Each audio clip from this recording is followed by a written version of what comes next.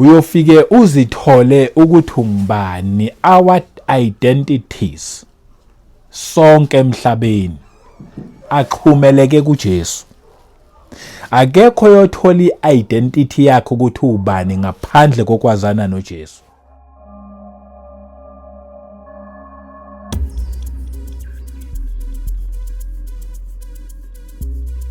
Welcome once again kuKota2 Media. Igama lami ngumduduzi ngwakashabangu. Angibingelele sibonge umoya ongcwele khona phakathi kwethu. Phinde ngibingelele abangcwele endaweni zonke la kufinyelela khona le message. Siyabonga nje ukuthi uchoose le channel, ungasashintshi, ungasayindawo. Like asikhuluma indaba ezimnandi. Indaba ezithinta lezi umuntu kanye noNkulunkulu, akukho kunye. Ngiyanibonga nje ukuthi niyayikhulisa le channel ngokusubscribe, ngokulike nangakho konke nje okuhle nikwenzayo. Inkosi nimbusise inigcine, siyabonga kakhulu. Nangama channel members siyabonga nje kakhulu, support yonke eqhamukayo, imikhuleko and everything. Siyabonga abazalwane, inkosi nje inibusise. Asingeneni kwindaba engize ngayo la ekhuluma ngombuso, umbuso kaNkulunkulu, umbuso wezulu. Ake siqale ku Matthew 4 verse 17 la kimi ifundeka khona kanje. From that time Jesus began to preach and to say, repent, for the kingdom of heaven is at hand. Kusukela ngaleso sikhathi uJesu waqala wakhuluma futhi wathi, phendukani ngokuba umbuso wezulu ususondele. Mangabe waqala wakhuluma etheqala nje ukushumayela, preacher, waletha message ethi umbuso wezulu ususondele, ethi abantu mabaphenduke.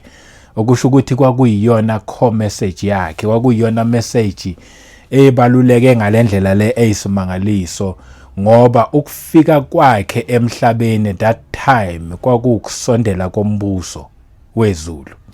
Ingakho ethi kubona phendukani ngokuba umbuso wezulu ususondele. Wathi nje uma ngabe ezozalwa emhlabeni lo mbuso kwi-Old Testament, le time belokho beprofeta bethi khona ozozalwa, khona ozayo, khona ogama lakhe kuyothiwa ungu-Emmanuel, okuchaza ukuthi uNkulunkulu nathi. Oprofet Isaiah beprofeta babekhuluma ngombuso kude that time, but kwathi uma ngabe sefikile sezaliwe emhlabeni futhi eseqala eshumayela, wathi ngokuba umbuso wezulu ususondele, wathi abantu mabaphenduke ngokuba umbuso wezulu ususondele, meaning sengikhona mina Nkosi yombuso, sengila.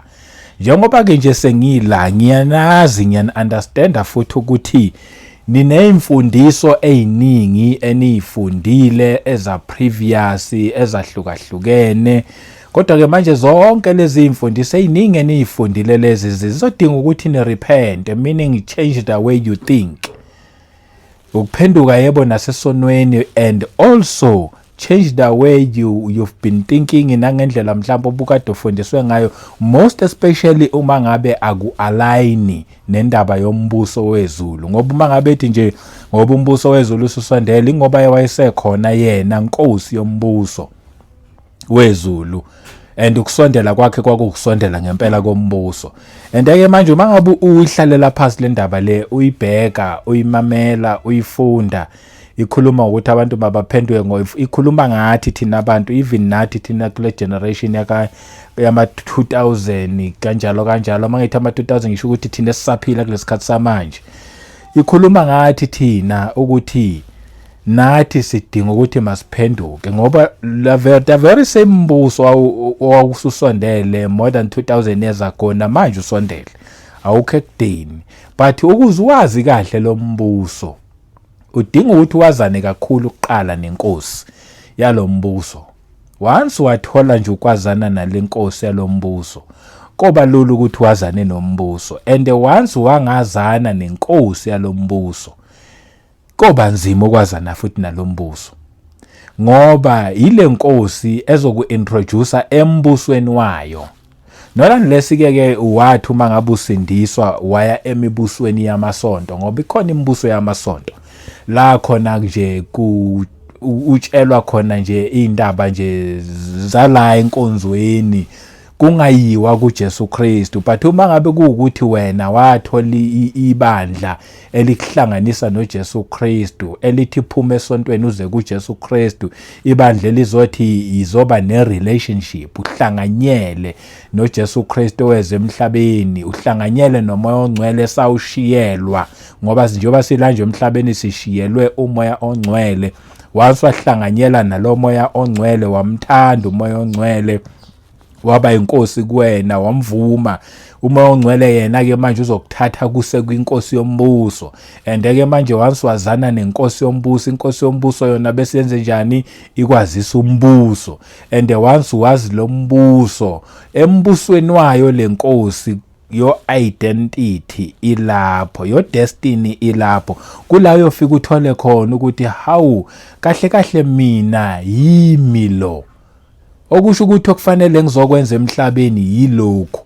Mhlawumbe nje usuphila isikhathi eside la emhlabeni, wenza into ongazange nje waze wayizela la emhlabeni, wena into obuyithanda wena, akuyona le okuyiyona uNkulunkulu akulethele yona emhlabeni. That's why nalento yenzayo uyithandi, nalento yenzayo uyayizonda. Uthi nje ufika ubuthi iyoshaya nini, mangabe umsebenzi iyofika nini break, iyofika nini lunch, idlule lunch uthi iyoshaya nini, mayisishayile uthi uyofika nini mantende ngohole. Wena nje into ijahile nje ukuthi ngohola nini. Usuke ke lapho even kwa wena khona lento lekutshelayo ngaphakathi kwakho ukuthi usendaweni wrong, awukho kwiposition yakho, awukho kwioffice lakho walizela la emhlabeni, up until wazane nale nkosi. Hayi wazane namasonto, amasonto kufanele kuse kule nkosi ogama layo lenguJesu, until wazane nale nkosi. That day wazana nenkosi uJesu, inkosi yona ke manje iza kukwenza ukuthi ngoba futhi ekuboneni yona, ekwazaneni nayo, ukula ufika uzazi wena khona, kula ufika uyibone wena khona. And once wayibona wena yothi mawusuyibheka ukuthi awu isikhathi eside kangaka ngenza into engingesiyona, yobe usuyaqala wenza lento le okuyiyona owayizela la emhlabeni. And leyo kuzoyithanda, leyo ngeke uzuyizonde, leyo mawuyenza awubheki even nane tea time, awubheki nelunch, awubheki nokuthi ishaya nini, because usebukhoneni bakho uwenza lento ewuwe, uyayithanda. Yabona ke lapho futhi there's no package ukuthi mhlambe ngelinye lamalanga uyothola ipackage umhlala phansi. Akunamhlala phansi ngoba manje wena into leyo yoyenza uziyongena ethuneni. Ipackage yakho nje ukuthi ungene ethuneni, nakhona ungena kwakhe ethuneni just nje uyaphuma emhlabeni uye ke manje embusweni ke manje wengona phakade lo ayezo introduce uJesu la emhlabeni. Mayithi repent ngokuba umbuso wezulu ususondela. Ukhuluma ngombuso otholakala sisese la emhlabeni, but lo mbuso akhuluma ngawo uyinguna phakade futhi lo mbuso uyabonwa. Phela nje kufanele qala usondelane nenkosi uJesu Kristu. But yonke leyo nto yokwenzakala kanjani? That day we repent, that day sakhipha izifundiso ezithile ezisixabanisa nalombuso. Asiyenze ngaphezweni encwadini kaJohn. Ngeke ngathi nje ukufunda la encwadini kaJohn ke siqale today from verse 40. Silana nje endabeni nje yombuso kaNkuluNkulu, sila kule nkosi ogama layo linguJesu Kristu kufanele nje sazane nayo. Uma nje kule channel yazi nje ukuthi uzokwaziswa uJesu Kristu, and nawe mangabe willing ukwazana noJesu Kristu uzokwazi ke manje ukuthi uzithole wena uthole konke okuningi nalokho mina ngeke ngize ngifinyelele khona. Mhlawumbe kufanele kuzo unlockwa wena ngoba omunye nomunye la emhlabeni uzela userve noma ukuzofeza ipurpose ethile. Angeke ngikwenze konke, nomunye angeke akwenze konke, nawe uneyakhe iphatho okufanele uyidlale kubukhona la emhlabeni. Ithi ke la ku verse 40 ku John chapter 1, ithi one of the two who heard John speak, ngoba uJohn wayesemkhombile ethi nanga uJesu Kristu, ethi behold the Lamb of God. Ngempela abafundi hayi bakuvele bamshiya uJohn baqala manje bayolandela uJesu Kristu. Ithi ke omunye wabo laba bayi2 oweza uJohn ekhuluma, uJohn umbhaphatisi ekhuluma, and followed him, lit loyo owabo kulaba abawu-2 walandela uJesu Kristu. U-underline amazwi lawa athi and followed him, walandela uJesu Kristu. Weza uJohn ekhuluma ethi behold the Lamb of God, wavele wambheka naye lo walandela uJesu Kristu. Was Andrew igama lakhe, Simon Peter's brother, ubhuti kaSimon lo igama lakhe kwaku-Andrew. 41 He first found his own brother Simon and said to him, amthola kuqala umfowabo ubhuti wakhe uSimon, Simon Peter. Lithi wafika kuye wathi, we have found the Messiah. Wathi simtholile uMessiah, which is translated the Christ, uKristu. Yini leyamenza ukuthi aye kumfowabo kuqala okunguSimon Peter? Ingoba wafollowa uJesu Kristu. Mhlawumbe ngiphinde ngiyifunde because ibaluleke kabi. One of the 2 who heard John speak and followed him, he followed Jesus.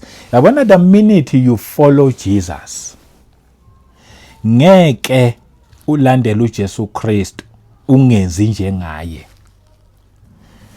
Once walandela yena uJesu, bonke uyobabizela kulomlandelayo. Indaba imoshakala uma ngabe umuntu elandela umfundisi. Bonke uyobabizela kumfundisi omlandelayo powerful. Indaba iboshakala uma ngabe umuntu elandela isonto because mhlambe elikhulu, whatever reasons yenza ukuthi umuntu alandele isonto. Bonke uyobabizela esontweni. Uyothi simtholile umfundisi powerful, simtholile umprofeti powerful, simtholile umpostoli powerful, or uyothi silitholile isonto powerful. Ngani? Ngoba wena ulandelanga uJesu. But the minute ulandela uJesu Kristu, wonke umuntu oyombiza uyothi simtholile uMessiah, okuchaza ukuthi unguKristu. Uyombiza lowo muntu umuse kuJesu ngoba uthole bani? Uthole uJesu. Indaba ukuthi isilanje kuthenini sithole bani, hayi indaba zokusonta. That's why ethi uJesu repent, for the kingdom of heaven is at hand. Ngoba abanye bethu bathola amasonto, that's why kufanele barepente baphume emasontweni. Abanye bethu bathola abafundisi aba very powerful, abashumayela ngendlela esimangaliso, bagcina belandela abafundisi. That's why they need to repent. Ngoba umbuso wezulu ususondela ukho ekudeni, but mawuzolandela umfundisi namfundisi angakudlulisela kuJesu, then uzoba nenkinga. Sidinga ukulandela uJesu Kristu. The minute walandela uJesu, bonke uyobabizela kuJesu. Nangu no Andrew ubiza umfowabo, umbizela kuJesu uthi simtholile okunguMessiah, okuchaza ukuthi unguKristu. Ithi ku verse 42, and he brought him to Jesus. Izwa nje umletha kuJesu lo amtholile. He brought him to Jesus. Engathi sonke thina sizinceku nezincekukazi ezishumayela ivangeli, bengathi bonke sibabizayo sibabize sibalethe kuJesu. Inkinga yethu sifike sibabize, hayi sonke. Ngiyazi ukuthi bakhona ababizela kuJesu, but abanye bethu bayababiza abantu, but bababizela emabandleni ukuzokhulisa inamba yebandla, bababizela kuma positions asemasontweni ukuthi woza uzothola this kind of a position, bababizela kuzo zonke lezi ezinye izinto, kanti bekufanele abantu sibabizele kuJesu. Izwa nje ukuthi wenze njani uSimon Andrew, fanele sifunde kubo laba, then ngeke size siyilahle lento uma ngabe singenza lokhu okula ezweni. That's why lelizwe liphila linamandla angaka. And he brought him to Jesus, wamletha kuJesu. Nami njengoba ungizwa nje ngizokubizela kuJesu. Angizokubizela kimi mina, ngizokubizela emasontweni. Abanye banokungibuza ukhonza kuliphi ibandla, nami ngize ngifuna nje ukuthi ngize la ukhonza khona. Ngicela ukuthi ungezi la ngikhonza khona, uze kuJesu.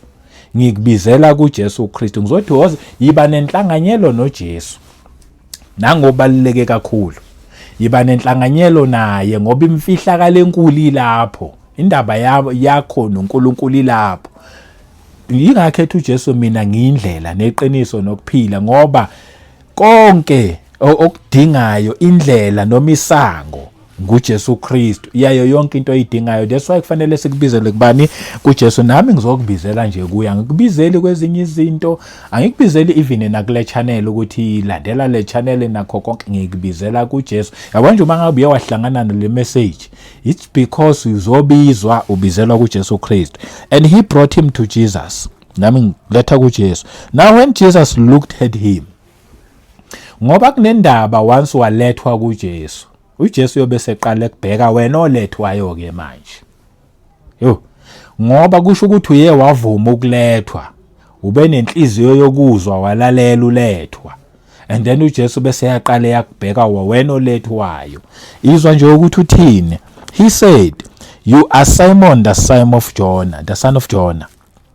Uqala nje uyamtshela ukuthi uba igama lakho, uthi nguSimon wena, indodana kaJona. Ngoba lo nkulunkulu uyena unkulunkulu impela wadala izulu nomhlaba. Uma ngabe ethi nje repent for the kingdom of heaven is at hand, usula iduzana umbuso wezulu. Ingoba kulo mbuso siyaziwa, futhi sonke siyaziwa nokuthi sizalwa ngobani, saziwa amagama ethu. Injalo nje lenkosi mawuza kuyona yokubiza even nangegama lakho. Yakhumbula nje mina ngibiza ngegama ngisemsebenzini kwaku2013. Ngisamile ukushumayela etimeleni ngithi ayi ngisathukuma kancane, wangibiza ngegama emsebenzini ebusuku ngenze night shift, ngangingedwa lapha reception. Wathi nje Mduduzi, ngasukuma ngajampa ngithi lo muntu lo ngimzwe kahle ongibizayo uphi, ngajikeleza reception yonke ngithi lo muntu lo ngibizayo uphi. Emsebenzini sijwayele ukubizana ngezibongo, bonke bathi nje Shabangu. Wayedwa umuntu owayengibiza ngegama, nakhona wayethanda nje ukuthi mayengibiza ngegama athi Mdu phela, the rest nje Shabangu bonke. Ngabahlaziya bonke ngathi mina akekho ngibiza kanje, athi Mduduzi, ngimuzwe kahle uthe Mduduzi. Ngaze ngakhumbula uEli noSamuel, ngase ngithi kwenzeka leyo ndaba nakumina ngempela, futhi kwakwenzakala yona leyo ndaba, because siyaziwa embusweni, siyaziwa, akekho ongaziwa, sonke saziwa ngisho namagama ethu. Ngithi nje ngikusharele nje lobo bufakazi lobo. Kulapho ke mina ngabe sengiqala khona ukushumayela etimeleni full time, after sengibizwe ngaleyo ngegama. Kula ngathola khona ukuthi njengoba ngibizwa nje, ingoba sekufanele ngiqale ngenze lo msebenzi full time, or ngilate but khona sekuyisikhathi sokuthi mangwenze full time. 2013 ngangiwenza part time, but after 2013 ngavela ngawenza full time ngishumayela etimeleni. Uthi you are Simon the son of Jonah. Aqhubeke athi you shall be called Cephas. Uyobizwa ngokuthi wena uKephas, which is translated a stone. Ukuthi mangabe ku-interpreter noma translator uyitshe, a stone. Ngizothi mina njengoba ngizothi ngikubizela kuJesu nje, angikubizeli kimi, ngikubizela emasontweni, kodwa ngikubizela kuJesu. Ngizothi mina futhi ngiyivala khona la, so buye siyiqhube futhi ngoba le ndaba imnandi nje masilokhu siyiletha singajahe ndawo. Ngizothi mina mawungeza kuyena, kwa wena uzofika uyithola ukuthi ubani, uyofika kuchazele. Mangabe uSimon yokutshela nawe uthi uyiSimon, igama lakho, indodana kaJona, uyophinda kutshela nokuthi uma ngabe uyitshe kahle uyofike uzithole ukuthi ungubani, our identities sonke emhlabeni aqhumeleke kuJesu. Akekho yothola i-identity yakho ukuthi ubani ngaphandle kokwazana noJesu. Singawathola nje amanye ama-identities ethu ngokuyicabangela kwethu nangokweyifiso zethu ukuthi singobani, but the real identity yokuthi ubani ilapha kuJesu. uJesu nguyena ke manje osazi sonke ukuthi wena ubani, and once wathola ukuthi ubani yobusuthola nanokuthi kumele wenzeni la emhlabeni, bese uyaqala uyenza, and yothi mawukwenza lokho uyokwenza ngenhliziyo emhlophe ujabulile. Futhi ubungabhekanga nanokuthi konje kuyaholwa yini noma kuholwa imali nje, into eza kamuva, wena ujabulela nje ukuthi uyaziwa lapha embusweni, ujabulela nanokuthi wenza lento kwakufanele vele uzoyenza emhlabeni, ujabulela nje ukuthi wena uzitholile ukuthi ubani, but yonke leyo nto yokwenzakala kanjani? That day abantu babizelwa kuJesu, balethwa kuJesu, uJesu yobese batshela ukuthi bangobani. Indaba yombuso kaNkulunkulu ayeyamasonto, eyombuso. Yabo nje mangabe sibizelwe embusweni, awu imnandi kakhulu mangabe uhleli kuyona. Kula ufika uunderstand khona ukuthi noma ngabe kuthiwa ukhonza kuliphi isonto, it doesn't matter. Okubaluleke ukudlula yonke into yile Nkosi ogama layo linguJesu Kristu. Asiphinde sihlangane kwivideo elandelayo ngomusa weNkosi uJesu Kristu. Anibusise, anigcine nonke emakhaya wonke. Amen.